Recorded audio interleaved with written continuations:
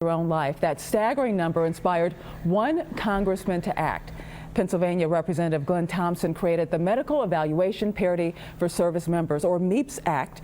Today it passed through the House of Representatives and is also gaining support in the Senate. ABC 12's Washington correspondent Lauren Adams shows us more. Members of Congress and veterans groups gathered outside the Capitol today to further explain the Medical Evaluation Parity for Service Members Act. One of those members of Congress was Congressman Glenn Thompson, an author of the MEPS Act, as it is more easily called. Tell me a little bit about why it was so important for you to introduce this act. Well, incredibly important. You know, we have a responsibility to provide for the well-being of those who choose to serve this nation. Basically, we have to serve those who serve. And one of the things that drove me to this was the rate of suicide, which was completely tragic and out of control among active duty service member, reserve, and guard.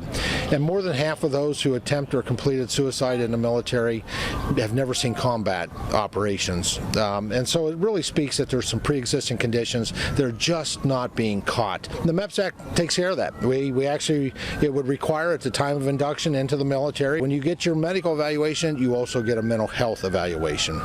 Now, this is a bipartisan piece of legislation, and it's something that you've seen a lot of support for in the House of Representatives.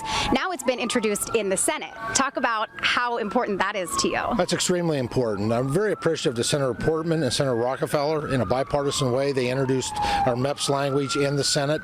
So everything looks really good, and you know what? And it's so important that we continue to look out for the health and well-being of those who are choosing to serve this nation. Congressman Glenn Thompson, thank you so much for your time.